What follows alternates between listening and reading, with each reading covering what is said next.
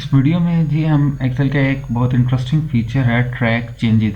Review tab में changes के section में आपके पास ये फीचर अवेलेबल है, इसे डिस्कस करेंगे। ये फीचर बेसिकली है क्या? ये फीचर यूज़ होता है जो एक्सेल में आप कोई भी एडिट करते हैं डेटा या चेंज करते हैं, उसका एक रिकॉर्ड मेंटेन करने के लिए। सपोज अगर आपने अपनी वर्कबुक जो है उसे शेयर किया हुआ है, मुख्तलिफ यूज़र्स उसे एक्सेस कर सकते हैं और एडिट कर सकते हैं, लेकिन आप चाहते हैं कि आप जो दूसरे यूज़र्स जो चेंजेस कर रहे हैं आपकी वर्कबुक में, उनका एक रिकॉर्ड आपके पास आ जाए और आप देख सकें कि क्या चेंजेस आपके डॉक्यूमेंट में हुई है, तो उसके लिए ये फीचर यूज़ होता है।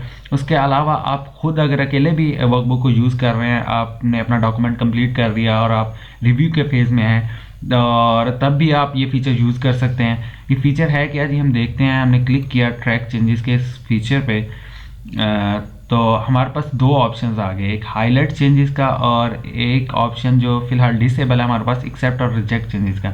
अब हम हाईलाइट चेंजेस के ऑप्शन पे क्लिक करते हैं, तो हमारे पास ये ऑप्शन क्या है, track changes while editing this also shares your workbook. यानी अगर आप ये ऑप्शन, ये फीचर एक्सेस करना चाहते हैं तो आपको अपनी वर्कबुक जो है उसे शेयर करना पड़ेगा।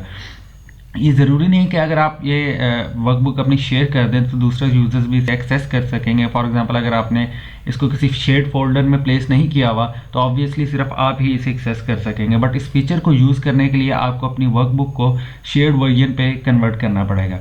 मुझे ये फीचर यूज़ करना है, मैंने इसे चेक कर दिया। इसके बाद नीचे मेरे पास ऑप्शंस हैं कि मैं ये फीचर कैसे यूज़ करना चाहता हूँ। हाईलाइट विथ चेंजेस, कौन सी चेंजेस जो हैं उन्हें मैं हाईलाइट करना, उन्हें मैं जो है ना रिकॉर्ड करना चाहता हूँ।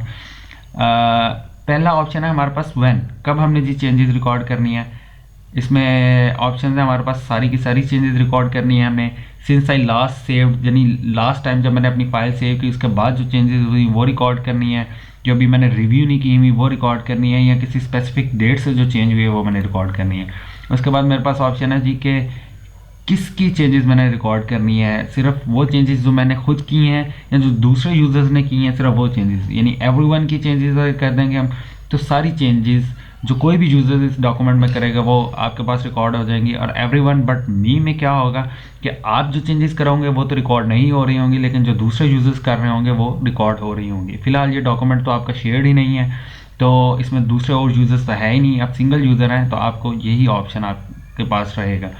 हाईलाइट चेंजेस ऑन स्क्रीन कर दिया हमने, ओके कर दिया जी। इस डॉक्यूमेंट को अब हमें सेव करना पड़ेगा, दोबारा सेव किया जी, ओके।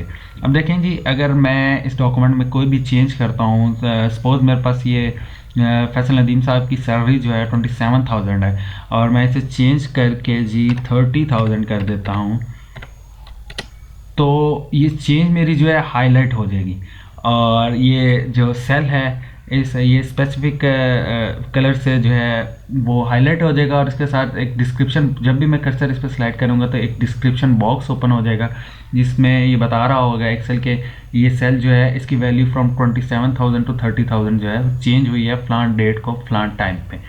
ठीक है, इसी तरह जी अगर मैं कोई और सेल जो है उसे चेंज करता हूँ, मैं ये ओवर टाइम के सेक्शन में जमशेद साहब का जो ओवर टाइम है इसे 3 डेज से चेंज करके 7 डेज पे ले जाता हूँ, तो ये सेल भी हमारे पास हाईलाइट हो जाएगा और इसमें भी डिस्क्रिप्शन बॉक्स में इस चेंज की डिटेल्स आ रही होंगी।